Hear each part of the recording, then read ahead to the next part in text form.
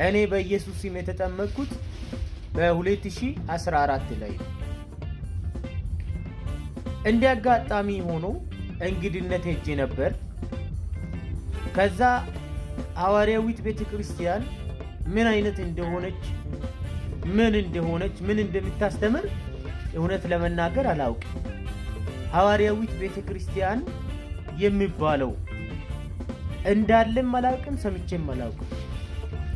ከዛ እንግድነት ከሄድኩበት ደግሞ ቃለ ሕይወት ቤተክርስቲያን ለመግባት እያለው ኮንፈረንስ ተደርጓል፣ በአቅራባ ማለት ነው። ከዛ እኔ ወደ ቃለ ሕይወት ቤተክርስቲያን ከገባው በኋላ መቀመጥ አቃተኝ። ምን እንደሆነ አደከመኝ። ውጣ አለኝ።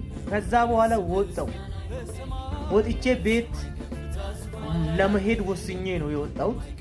ከዛ በኋላ ቤት ለመሄድ ወስኜ ወጣሁ።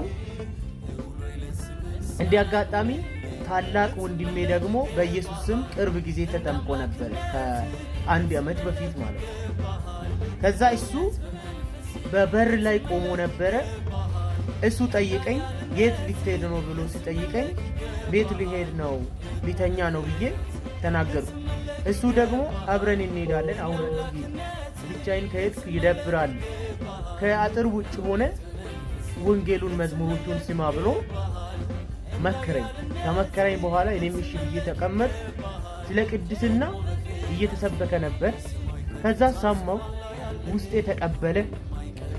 ቀረብ አልኩ፣ ገባው። በቃ ውስጤ ተከፍቶ ነው እየሰማው ያለው። በጣም ነው ደስ የሚለው። ከዛ እኔን የገረመኝ እንድመለስ ያደረገኝ ምን መሰላችሁ? ወንድሞች ጸጉራቸውን እንዴት እንዳስተካከሉ፣ ለእግዚአብሔር ቃል ቦታን እንዴት እንደሚሰጡ፣ እንዴት እንደሚሰሙ፣ እንዴት እንደሚንቀጠቀጡ አየሁ። እህቶቻችን ደግሞ በጣም ነው የምትገርሙት። እግዚአብሔር ባርካችሁ። እኔ እንደውም ፈልጌ ነበረ፣ ጆሮ ጌጥ የለም እንዴ፣ ሱሪ የለም፣ ቀለም የለም ብዬ በቃ በሌላ ቤት እምነት የሚደረገውን ነገር ሁሉ እየፈለግኩ ነበር፣ ግን አላገኘው።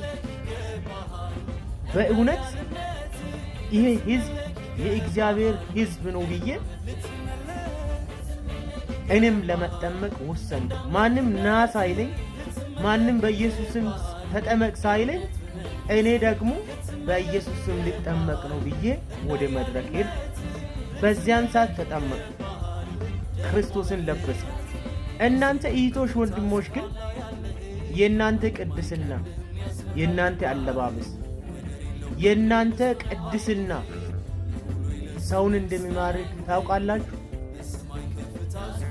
አሁንም ቅድስናችሁ ጨምሩ። ወንድሞችም ደግሞ ቅድስናን እንጨምር። ሰዎች እኛ ሳንመሰክር የኛ ቅድስና ራሱ መስክሮላቸው በኢየሱስ ስም እንዲጠመቁ ያደርጋል። ስለዚህ ሐዋርያዊት ቤተክርስቲያን እግዚአብሔር አንድ እንደሆነ ስሙም አንድ እንደሆነ የምታምን በእውነትም የእግዚአብሔር ሕዝብ የእግዚአብሔር ቤተክርስቲያን ናት። እግዚአብሔር በደሙ የዋጃት ቤተክርስቲያን ናት። ይህንን ቪዲዮ ደግሞ ሼር፣ ኮፒ ሊንክ እያደረጋችሁ ለብዙ ሰው እንዲደርስ አድርጉ።